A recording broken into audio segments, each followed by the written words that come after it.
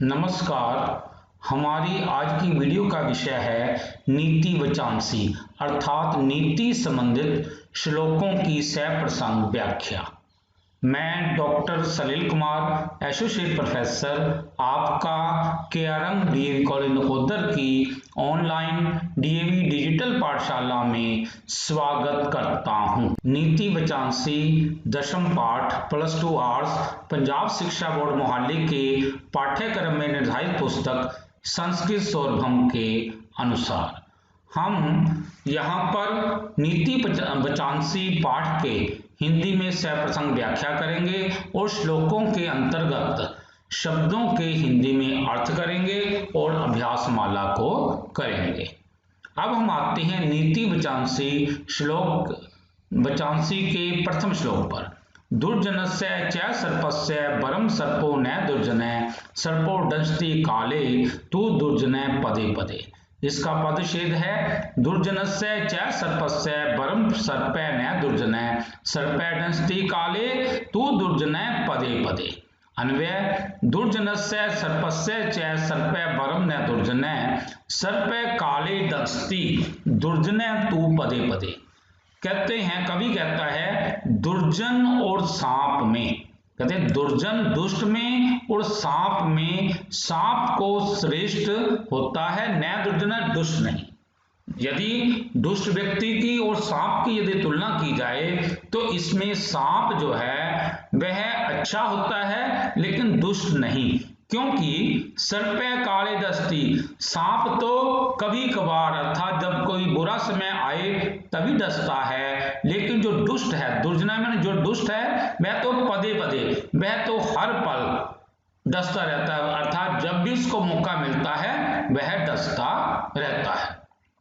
शब्दार्थ है दुर्जनस्य सर्पस्य च, दुष्ट और सांप का, सर्पे वरम सांप अच्छा है, न दुर्जन दुष्ट नहीं। सर्पे काले दंशति, सांप समय पर अर्थात बुरे समय पर डसता है। दुर्जन तू पदे पदे, दुष्ट तो पग पग पर अर्थात जब भी मौका मिले डसता रहता है। प्रसंग है प्रस्तुत श्लोक हमारी 12वीं कक्षा की संस्कृत की पाठ्य पुस्तक संस्कृत सौरभम में संकलित किए गए पाठों में से नीति वचांसी नामक पाठ में से लिया गया है। नीति परक इस पाठ में विविध नीति वचनों के द्वारा मानव को शिक्षा देने का प्रयास किया गया है। प्रस्तुत श्लोक में दुष्ट और सांप की तुलना में सांप को अच्छा बताया गया है। सलार्थ है दुष्ट और सांप में से सांप अच्छा है, न कि दुष्ट व्यक्ति, क्योंकि सांप तो समय पर अर्थात भाग्यवश बुरे समय पर ही डंक मारता है, जबकि दुष्ट तो पग पग पर अर्थात जब भी मौका मिले डसता ही रहता है। व्याख्या है कवि के अनुसार सांप और दुष्ट स्वभाव वाले व्यक्ति की यदि तुलना की जाए तो इनमें से दुष्ट व्यक्ति सांप की अपेक्षा ज्यादा खतरनाक है, क्योंकि दुष्ट व्यक्ति तो हर पल किसी न किसी को परेशान करने का अवसर ढूंढता रहता है, उसे किसी को परेशान या तंग करने में ही खुशी मिलती है। किंतु यदि सांप को देखा जाए तो सांप तो कभी कभार ही किसी का बुरा समय आने पर उसे डस देता है, अर्थात किसी जंगल में या किसी घर में अचानक किसी खतरे को भांपकर, कुछ आहट को सुनकर अथवा पैर आदि रखे जाने पर सामने वाले को मजबूरीवश वह डस लेता है। इसलिए कवि के अनुसार सांप और दुष्ट व्यक्ति में से सांप अच्छा है, दुष्ट नहीं। अब हम आते हैं इसके दूसरे श्लोक पर। कुग्राम वासै कुलहीन सेवा कुभोजनम क्रोधमुखी च भार्या पुत्र च मूर्ख विधवा च कन्या बिना अग्निम एते प्रदहन्ति कायम।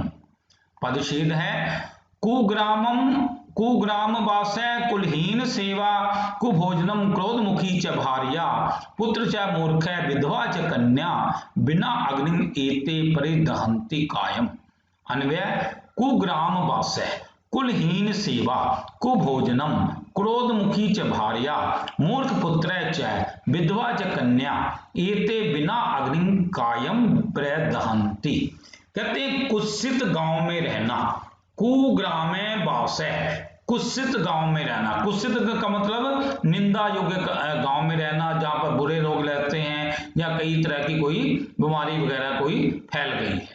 कुलहीन सेवा की सेवा, अच्छे कुल वाला, जो अच्छे कुल वाला नहीं है ऐसे व्यक्ति की सेवा करना, मतलब जिसका कुल मतलब है गलत कार्यों में लगा हुआ है ऐसे व्यक्ति की सेवा करना। कुभोजनम, कुत्सित भोजन करना, मतलब जो भोजन जो है कुत्सित है, जो हानिकारक है, अच्छी तरह से पच नहीं पाता। और क्रोधमुखी भार्या, और पत्नी ऐसी है जो कि क्रोध से में भरी रहती है। और पुत्र मूर्ख है तथा कन्या जो कि विधवा हो चुकी है। ये जो बातें हैं ये बिना आग के ही व्यक्ति के शरीर को जलाते रहते हैं। काय माने शरीर को जलाते रहते हैं। कुत्सित गांव में रहना, कुलहीन व्यक्ति की सेवा करना, कुत्सित भोजन खाना तथा क्रोधमुखी पत्नी का होना तथा पुत्र का मूर्ख होना तथा कन्या का विधवा हो जाना, ये जो है बिना आग के ही शरीर को जलाते रहते हैं। शब्दार्थ, कुग्राम वासः कुत्सित गांव में रहना। कुलहीन सेवा, अच्छे कुल से रहित व्यक्ति की सेवा करना। कुभोजनम, कुत्सित, दूषित या हानिकारक भोजन का सेवन करना। क्रोधमुखी च भार्या, और क्रोध स्वभाव वाली पत्नी का होना। मूर्ख पुत्र च, और मूर्ख पुत्र होना।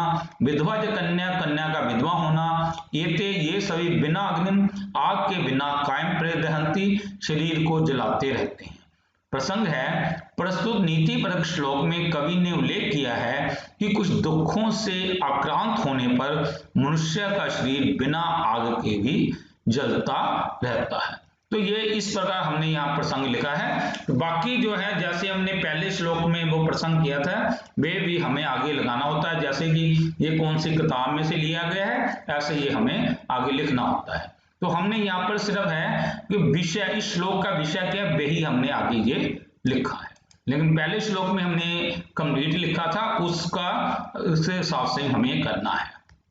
तो एक बार और देखेंगे कि प्रस्तुत नीति पर श्लोक में कवि ने उल्लेख किया है कि कुछ दुखों से आक्रांत होने पर मनुष्य का शरीर बिना आग के भी जलता रहता है।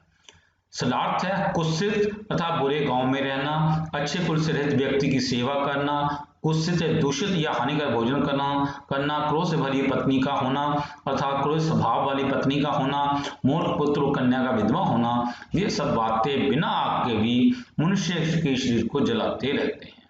व्याख्या है, कवि के अनुसार मानव जीवन में कुछ ऐसे दुख आ जाते हैं जो कि उसे बहुत कष्ट पहुंचाते हैं, जैसे कि कुत्सित गांव में रहना अर्थात ऐसे गांव में रहना जहां के कुछ लोग दुष्टों की संगति से बदनाम हो गए हों, या उस गांव का वातावरण आदि दूषित हो गया हो, या जहां अनेक प्रकार के रोग फैल गए हों, यह भी एक बहुत बड़ा दुख है। अच्छे कुल से रहित व्यक्ति की सेवा करना अर्थात ऐसे कुल वाले व्यक्ति की सेवा करना जो कि नीच स्वभाव का हो और बुरी आदतों से युक्त हो, यह भी एक प्रकार का दुख ही है। कुत्सित भोजन करना अर्थात ऐसा भोजन करना जो पौष्टिक ना हो, जो स्वास्थ्य के लिए हानिकारक हो, यह भी एक प्रकार का दुख ही है। क्रोध से भरी हुई पत्नी का होना अर्थात ऐसी पत्नी का होना जो कि हमेशा गुस्से से भरी रहती हो और जली कटी सुनाती रहती हो, यह भी एक बहुत भारी दुख है। मूर्ख पुत्र का होना अर्थात पुत्र ऐसा है जो कि बेचारा मंद बुद्धि है, यह भी एक दुख है। विधवा कन्या का होना अर्थात जिस बेटी का विवाह हो चुका हो किंतु गोना न होने से पूर्व भी उसका पति मर गया हो, तो यह भी एक बहुत बड़ा दुख है। कवि के अनुसार इन दुखों से घिरे हुए मनुष्य का शरीर बिना आग के ही दिन प्रतिदिन जलता रहता है अर्थात सुलगता रहता है। अब हम आते हैं तीसरे श्लोक पर। यथा चतुर्भि कनकम परीक्षते निघर्षणम छेदन ताप ताड़ने तथा चतुर्भि पुरुष परीक्षते त्यागेन शीलेन गुणेन कर्मणा। यथा चतुर्भि कनकम परीक्षते निघर्षण छेदन ताप ताड़ने तथा चतुर्भि पुरुष परीक्षते त्यागेन शीलेन गुणेन कर्मणा। अन्वय है, यथा कनकम निघर्षण छेदन ताप ताड़ने चतुर्भि परीक्षते तथा त्यागेन शीलेन गुणेन कर्मणा चतुर्भि पुरुषः परीक्षते। जिस प्रकार कनकम माने सोना मतलब कसौटी पर घिसा जाता है, निघर्षण माने घिसा जाता है, शीलन माने उसको काटा जाता है, ताप तथा उसको आग में गर्म किया जाता है, तत्पश्चात उसको ताड़न किया जाता है, उसको हथौड़ी आदि से ताड़न किया जाता है। इन चार परीक्षाओं इस प्रकार उसकी चार प्रकार से परीक्षा ली जाती है। उसी प्रकार तथा त्यागेन शीलेन गुणेन कर्मणा, कहते हैं त्याग से, शील से, आचरण से तथा गुण से तथा कर्मों से मनुष्य की भी परीक्षा की जाती है। इन चार गुणों से मनुष्य की परीक्षा की जाती है। शब्दार्थ यथा जैसे कनकम सोने को निघर्षण कसौटी पर घिसकर, छेदन काटकर, ताप तपाकर, ताड़न और पीटकर चतुर्भि परीक्षित चार प्रकार से परखा जाता है, तथा उसी प्रकार त्यागेन त्याग से, शीलेन आचरण से, गुणेन गुण से, कर्मणा कर्म से, चतुर्भि चार प्रकार से पुरुष परीक्षित मनुष्य परखा जाता है। प्रस्तुत नीति परक श्लोक में कवि ने उल्लेख किया है कि मनुष्य की परख चार प्रकार के गुणों से होती है। जिस प्रकार सोना कसौटी पर घिसाकर, काटकर, तपाकर और पीटकर इन चारों प्रकार से परखा जाता है, उसी प्रकार त्याग, आचरण, गुण और कर्म इन चार गुणों से मनुष्य परखा जाता है। व्याख्या कवि के अनुसार किसी मनुष्य के अच्छे या बुरे होने की परीक्षा उसके त्याग से, उसके आचरण से, उसके गुणों से और उसके कर्मों से की जाती है। मनुष्य में इन चारों गुणों की न्यूनता अधिकता देखकर ही उसके मानव मूल्य की क्षमता निर्धारित होती है। जैसे सोने को परखने के लिए सर्वप्रथम उसे कसौटी पर रगड़ा जाता है, उसका रंग देखकर उसका मूल्यांकन होता है, फिर आवश्यकता पड़ने पर उसे काटा जाता है, तत्पश्चात आवश्यकता अनुसार उसे आग में तपाकर उसे हथौड़ी आदि से कूटा जाता है।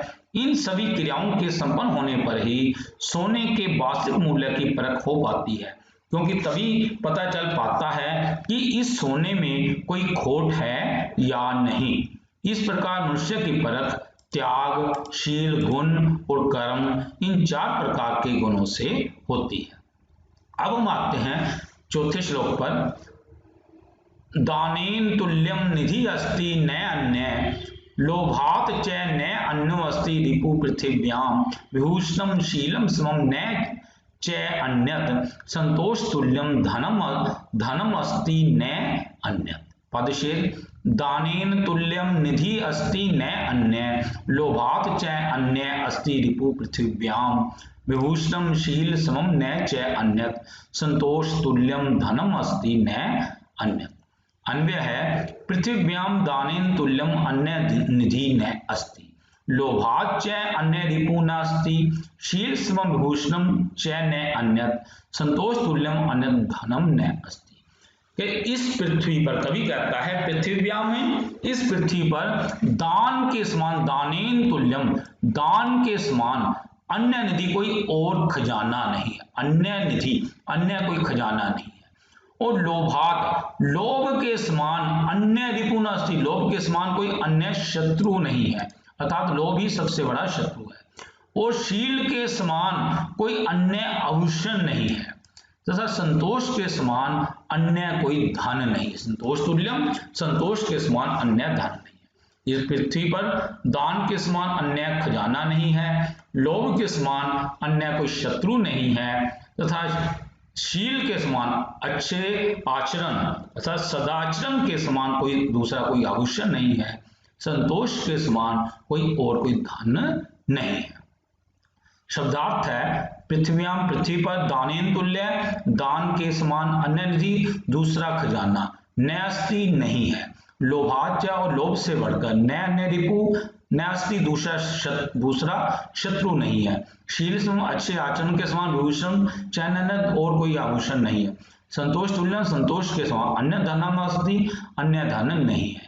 प्रसंग है प्रस्तुत नीति परक श्लोक में कवि ने दान वृत्ति, संतोष और सदाचरण की प्रशंसा की है और लालच की बुराई की है। सलार्थ इस पृथ्वी पर दान के समान दूसरा कोई खजाना नहीं है और लालच के समान दूसरा कोई शत्रु नहीं है। सदाचरण के समान कोई दूसरा आभूषण नहीं है, संतोष के समान दूसरा धन नहीं है। व्याख्या है, कवि के अनुसार दान के समान कोई खजाना नहीं है, अर्थात धन को केवल जमा करने का कोई लाभ नहीं, उस धन में से कुछ धन अपनी आवश्यक वस्तुओं पर खर्च करो, तदुपरांत उस धन में से कुछ धन जरूरतमंद लोगों को दान देकर यश कमाना चाहिए। इस प्रकार दान देना भी एक तरह का खजाना ही है। लालच के समान दूसरा कोई शत्रु नहीं है, अर्थात लालच में पड़कर व्यक्ति बुरे से बुरे कार्य करने में भी संकोच नहीं करता और बुरे कार्य में प्रवृत्त हो जाता है। आचरण के समान दूसरा कोई आभूषण नहीं है, अर्थात अपने सद आचरण के द्वारा व्यक्ति हर स्थान पर हर किसी से सम्मान प्राप्त करता रहता है।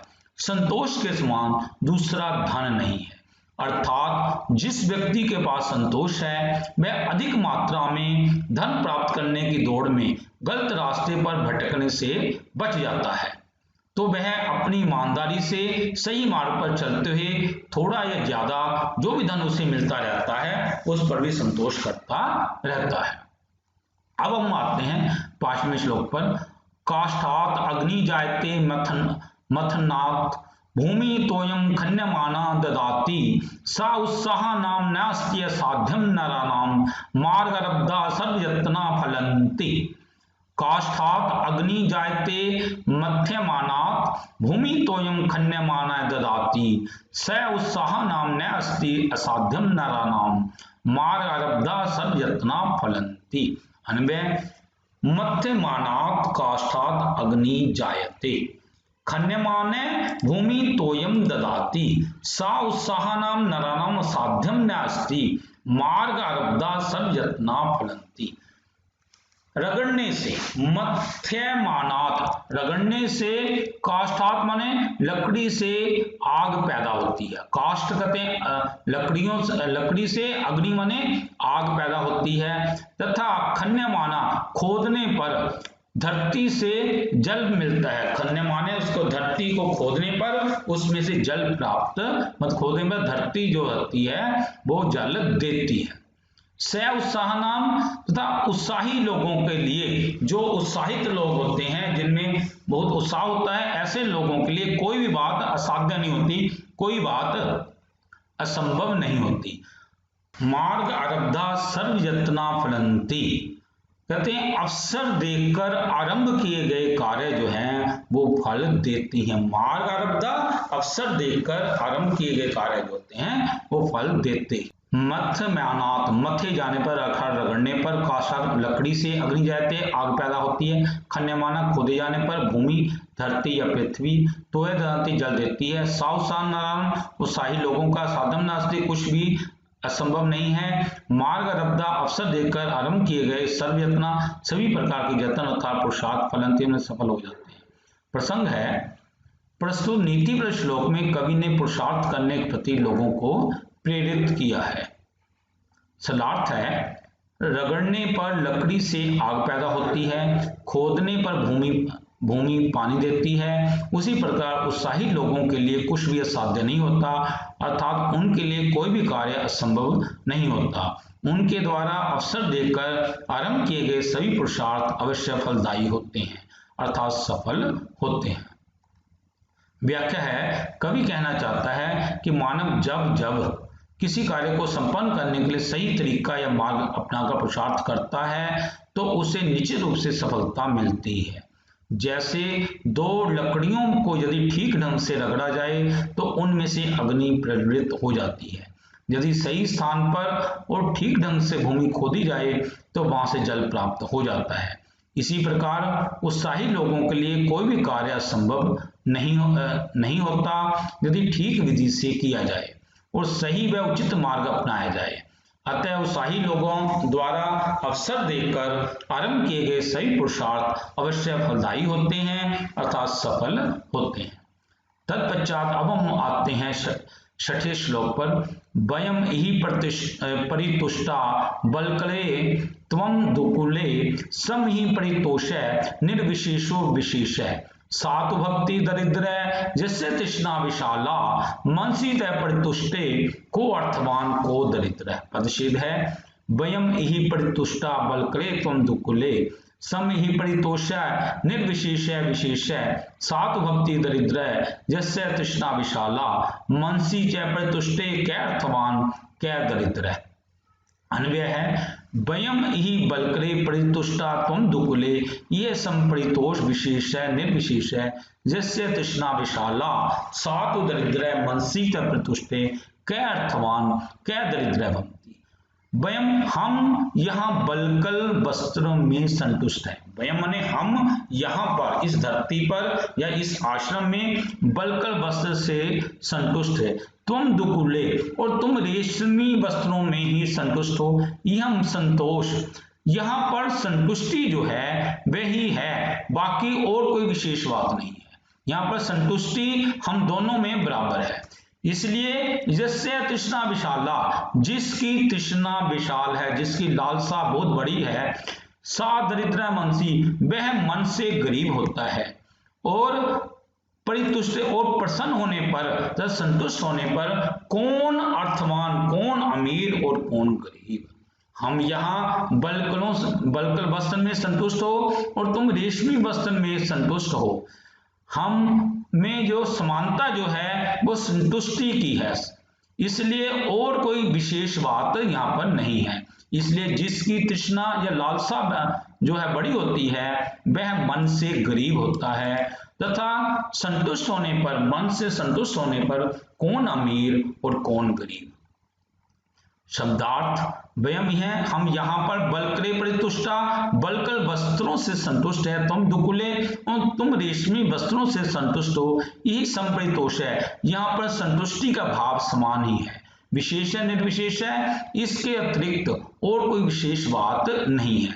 जैसे तृष्णा विशाला, जिसकी तृष्णा या लालसा बड़ी होती है, सातु दरिद्र, वह ही दरिद्र होता है अर्थात गरीब होता है। मनसी से परितुष्ट है और मन से संतुष्ट होने पर कै दरिद्र भक्ति, कौन गरीब है, कौन दरिद्र है अर्थात कौन गरीब है, कै अर्थवान और कौन धनी है।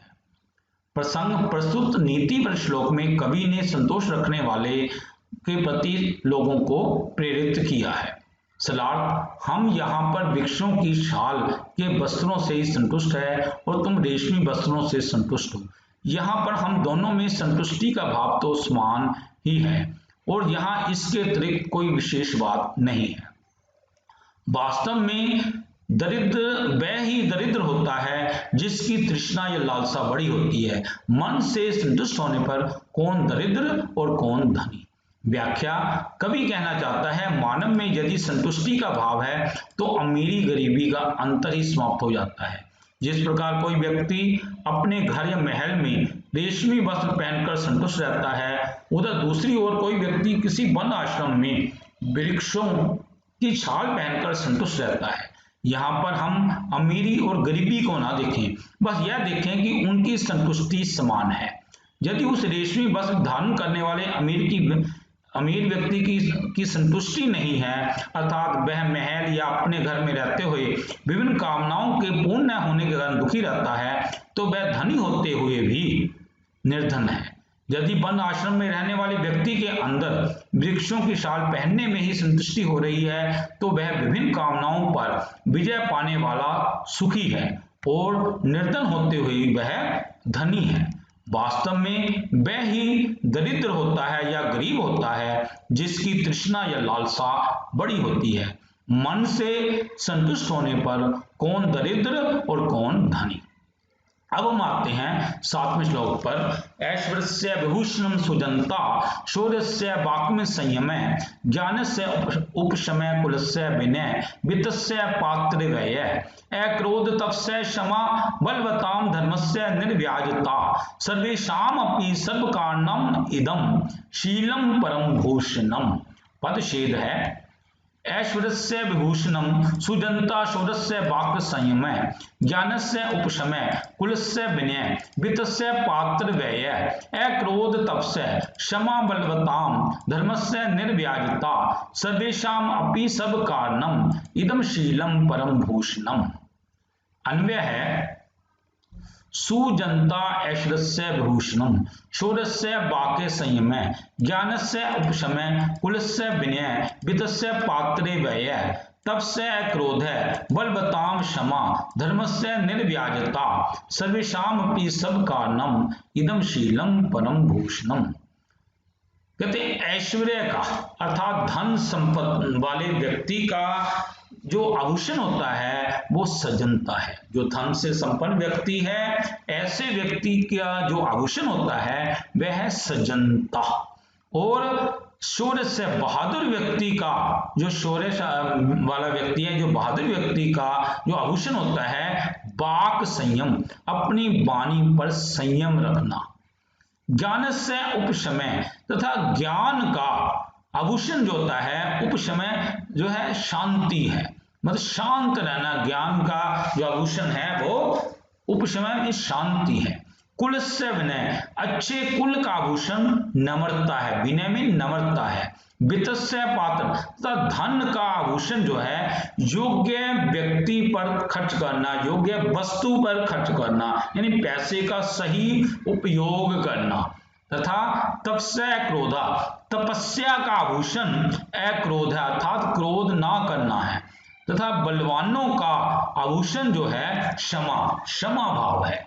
तथा धर्म का आभूषण निर्व्याजता है अर्थात मन में किसी भी प्रकार की कपट भावना नहीं रखना, कोई आडंबर वगैरह नहीं करना, मतलब आडंबर करने का कोई ढोंग नहीं करना। निर्व्याजता, निष्कपटता है। और सर्वेषाम, और इन सभी का कारण, और इन जो सभी जो गुण हैं इन सभी का जो कारण जो इन सभी का मूल जो है वो शील जो है वो सबसे बड़ा आभूषण है। मतलब इन सभी से जो बना हुआ जो गुण जो है वह जो है जो शील जो है अर्थात सदाचरण जो है सभी आभूषणों से बढ़कर है। सुजनता, सज्जनता, ऐश्वर्य से विभूषण, ऐश्वर्य अर्थात धन संपन्न अर्थात बड़ा होने का आभूषण है। शौर्य से बहादुरी का आभूषण, वाक में वाणी पर संयम है। ज्ञान से ज्ञान का उपशमय शांति है। कुल से अच्छे कुल का, विनय में नम्रता है। वित्त से धन का, पात्र में योग्य व्यक्ति पर खर्च करना, दान देना आदि। तप से तपस्या का आभूषण अक्रोध है, क्रोध न करना अर्थात शांत रहना।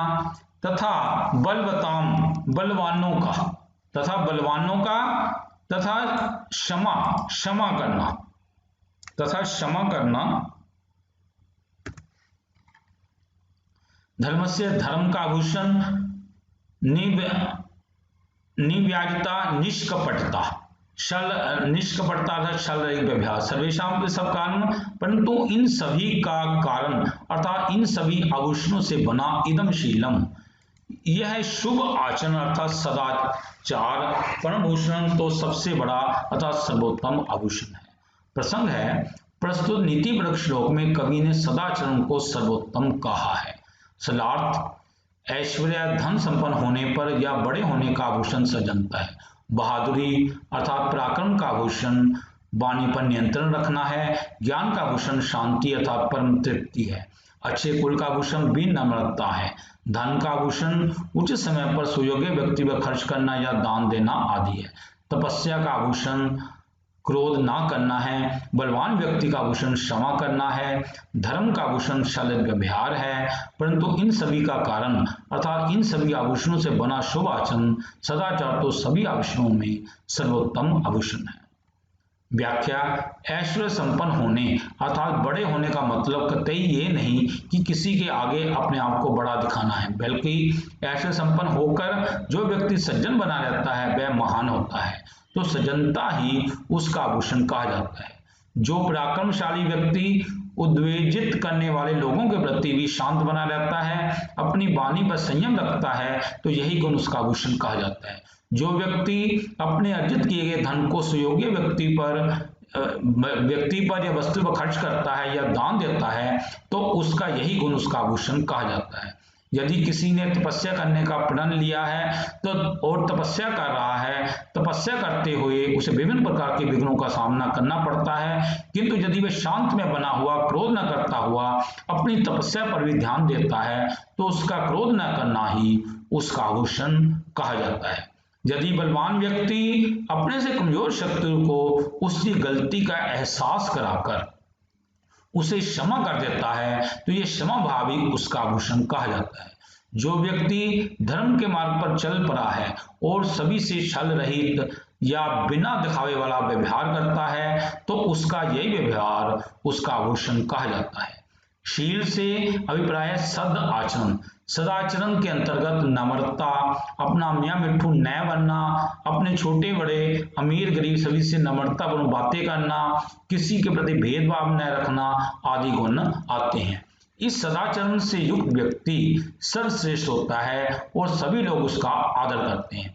अतः ऊपर वर्णित सभी आभूषणों का कारण अर्थात इन सभी आभूषणों से बना शुभ आचरण अर्थात सदाचार को सभी आभूषणों में सर्वोत्तम आभूषण कहा जाता है। अब हम आते हैं 8वें श्लोक। न निवृत्ता केन न दृष्टपूर्वा न श्रूयते हेममयी कुरंगी तथापि तृष्णा रघुनंदन से विनाश काले विपरीत बुद्धि। पदच्छेद न निर्वृत्ता केन न दृष्टपूर्वा न श्रूयते हेममयी कुरंगी तथापि तृष्णा रघुनंदन से विनाशकारे विपरीत बुद्धि।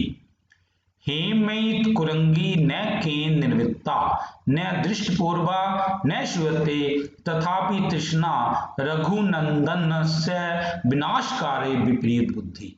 हेममयी सोने से बनी हुई हरिणी को केनविता किसने बनाया है? न केनविता किसने नहीं बनाया है और ना ही दृष्टपूर्वा ना ही किसी ने देखा है और ना ही उसके बारे में किसी ने सुना है। फिर भी श्री रामचंद्र जी की तृष्णा को तो आप देखो। वास्तव में विनाशकाले विपरीत बुद्धि, विनाश के समय विपरीत बुद्धि हो जाती है। सोने से बनी हुई हिरनी ना तो कभी बनी है और ना ही उसके बारे में किसी ने सुना है, ना ही किसी ने उसके बारे में देखा है।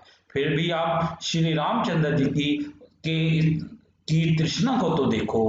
वास्तव में विनाश के समय बुद्धि विपरीत हो जाती है।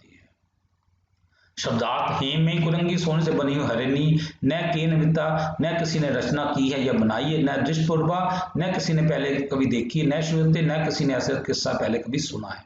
तथापि फिर भी तृष्णा रघुनंदन से श्री रामचंद्र जी की लालसा विनाशकाले विपरीत बुद्धि, वास्तव में विनाश काल के समय विपरीत बुद्धि हो जाती है। प्रसंग है प्रस्तुत नीति परक श्लोक में कवि ने उल्लेख किया है कि विनाश के समय बुद्धि विपरीत हो जाती है। सलाद सोने की बनी हरिणी न बनी है, न किसी ने पहले कभी देखी है, न ही इसके बारे में कभी सुना भी है, तो भी प्रभु राम की तृष्णा देखिए। सच ही कहा गया है विनाश के समय बुद्धि विपरीत हो जाती है। व्याख्या कवि यहाँ बताना चाहता है कि सोने से बनी हिरनी न किसी ने कभी देखी है, न ही किसी ने सुना है कि सोने की हिरनी होती है, या किसी ग्रंथ में ऐसा उल्लेख भी नहीं है कि सोने की हिरनी होती है। फिर जब किसी के बुरे दिन आते हैं तो उसकी बुद्धि भी विपरीत कार्य करने लगती है। इसीलिए श्री रामचंद्र जी की तृष्णा को तो आप देखिए, वह भी स्वर्ण मृगी को पकड़ने के लिए स्वर्ण मृगी रूप धारी मायावी मारीच के पीछे पीछे चल पड़े थे। तदुपरांत रावण ने मौका पाकर सीता जी का हरण कर लिया था। अतः स्पष्ट है कि विनाश के समय बुद्धि विपरीत हो जाती है। इस प्रकार हमने यहाँ पर जो इस पाठ के 8वें श्लोकों को समाप्त कर लिया है। अब हम इसकी अभ्यास माला पर आते हैं। इसका पहला प्रश्न है, हिंदी में इसका उत्तर देना है, दुर्जन सांप से कैसे अच्छा लगा। मतलब दुर्जन सांप से कैसे अच्छा होता है, क्योंकि सांप तो समय पर अर्थात भाग्यवश बुरे समय पर डंक मारता है, जबकि दुष्ट पग पग पर डंक मारता रहता है। बिना आग के शरीर को जलाने वाले कारणों को लिखो। कुत्सित गांव में रहना, कुल से रहित व्यक्ति की सेवा करना, कुत्सित या दूषित हानिकर भोजन करना, क्रोध से भरी हुई पत्नी का होना अर्थात गुस्सैले स्वभाव वाली पत्नी का होना, मूर्ख पुत्र और कन्या का विधवा होना, ये सब बिना आग के ही मनुष्य शरीर को जलाते रहते हैं। आगे है पराक्रम का आभूषण क्या है। पराक्रम का आभूषण वाणी पर नियंत्रण करना है। मनुष्य की बुद्धि कब उलट जाती है? विनाश के समय बुद्धि उलट जाती है। अब हम आते हैं संस्कृत में उत्तर देना है। संस्कृते उत्तरम लिखत। कै गुणे मनुष्य परीक्षते, कौन से गुणों से मनुष्य की परीक्षा की जाती है? त्यागेन शीलेन गुणेन कर्मणा च। त्यागेन शीलेन गुणेन कर्मणा च। गुणे मनुष्य परीक्षते, त्याग से, शील से, गुण से, कर्म से, इन गुणों से मनुष्य की परीक्षा की जाती है। दुर्जन कदा दंशति, दुष्ट कब डसता है? दुर्जन पगे पगे दंशति, अर्थात दुष्ट जो है वह हल पर डसता रहता है, पग पग पर डसता रहता है। खन्ने माने भूमि किम ददाति, खोदने पर धरती क्या देती है? खन्ने माने भूमि तोयम अर्थात जल देती है, तोयम माने जल देती है। परम भूषणम किम, सबसे बड़ा आभूषण क्या है? शीलम परम भूषणम, जो शील जो है वो सबसे बड़ा आभूषण होता है। अब निम्नलिखित शब्दों का संस्कृत में वाक्य प्रयोग करें। यहाँ पर ये शब्द दिए हुए हैं, दुर्जन, दंशति, काष्ठा, गृह, सुजनता। दुर्जन माने दुष्ट व्यक्ति, दंशति माने डसता है, काष्ठात माने लकड़ी से, गृह माने घर में, सुजनता माने सज्जनता। तो इनके वाक्य बनाने हैं, हमें संस्कृत में बनाने हैं। तो हमने एक के तीन वाक्य बनाए हैं। एक एक वाक्य तो हमने लेसन इस पाठ में से उठाया है और बाकी 2 आसान वाक्य बनाए हैं। जो आपको अच्छा लगता है उसमें से आप एक वाक्य को कर लेना। जैसे हमने लेसन में पढ़ा था, दुर्जनस्य सर्पस्य सर्प बरम न दुर्जन, दुष्ट और सांप में से सांप अच्छा है, दुष्ट नहीं। ये हमने इस लेसन में पढ़ा था। तो इसको हमने वो है दुर्जन पगे बंद दृष्टि, इसको ऐसे भी आसान भी इसका बन सकता है, दुष्ट व्यक्ति जो है वो पग पग पर डसता रहता है। और हमने बनाया है सैर दुर्जन अस्ति, वह दुष्ट होता है, ततः अहिम तम न वदामि, वह दुष्ट व्यक्ति है इसलिए मैं उससे बात नहीं करता हूं। तो इनमें जो आपको आसान लगता है वो आप कर लेना। दस्ती माने डसता है, सर्प काले डसती, दुर्जन तू पगे पगे, सांप तो कभी कभार ही डसता है लेकिन दुष्ट तो पग पग पर डसता रहता है। दुर्जन पगे पगे डसती, दुर्जन जो है पग पग पर डसता है। तो ये हमने जो है कि ये सेंटेंस है, इसका हमने आसान छोटा सेंटेंस बनाया। सर्पे काले डसती, सांप जो है समय पर ही डसता है। तो जो अब आपको इसमें आसान वाक्य लगे उस वाक्य को आपने कर लेना है। आगे है काष्ठात मीन लकड़ी से, मध्यमानात काष्ठात अग्नि जायते, घिसने पर लकड़ी से आग पैदा होती है। काष्ठात अग्नि जायते, लकड़ी से आग पैदा होती है। ये तस्य जन्म काष्ठात अग्नि, इसका जन्म लकड़ी से लकड़ी रूपी आग से पैदा हुआ है।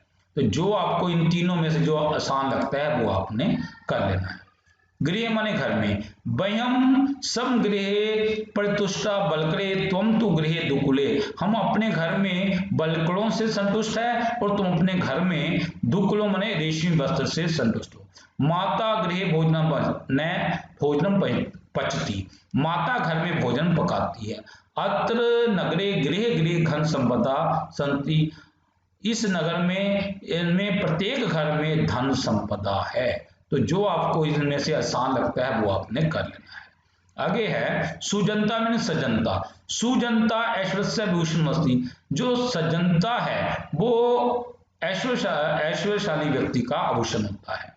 सुजनता मानव से श्रेष्ठ गुण अस्ति, सजनता मानव श्रेष्ठ का श्रेष्ठ गुण है। मनुष्य सदा सुजनता परिधार्य कुर्यात्, मनुष्य को सजनता धारण करनी चाहिए, सदा सजनता धारण करनी चाहिए। तो उसमें जो आपको आसान लगता है वो आपने कर लेना है। तो इस प्रकार हमने ये एक एक शब्द के जो 3-3 वाक्य बनाए हैं, जो आपको ठीक लगता है वे कर लेना। आगे है यथा निर्दिष्ट परिवर्तन करें। अब जैसे सर्पों डसती काले, सांप जो है समय पर डसता है, इसका बहुवचन बनाना है। तो सर्पों का सर्पा, डसती डसंती, तो ये हमने ऐसे कर लेना है। ते बिना अग्निम कायम परिदहंती, वे बिना अग्नि के शरीर को वे जलाते हैं, इसका मध्यम पुरुष बनाना है। अब ते का यूयम बन जाएगा, प्रदहंती का प्रदहत, यूयम का प्रदहत, ऐसे हमने ते का यूयम बना दिया, प्रदहंती का प्रदहत बना दिया। आगे है शीनो अपी न त्यजती, इसका लिटिल कार बनाना है। अब ये लट्लकार में था तो इसका लिट्लकार में बनेगा त्यक्षति। आगे है काष्ठात अग्नि जायते, कहते हैं लकड़ी से आग पैदा होती है, इसका हमने लंग लकार बनाना है, जायते का ए जायत, ये आत्मनेपदी रूप होता है, इसको ऐसे लिखता है, यानी इसके पीछे हलंत नहीं होता, तो ये ऐसे। इति शुभम। प्रिय साथियों, यदि आपको ये वीडियो पसंद आया हो तो कृपया लाइक, कमेंट और शेयर अवश्य करें। यदि आपका कोई सुझाव हो तो कृपया हमारे व्हाट्सएप नंबर 9417347739 पर सुझाव लिखिए। कृपया हमारे चैनल सलील कुमार राजपूत को सब्सक्राइब भी करें। धन्यवाद।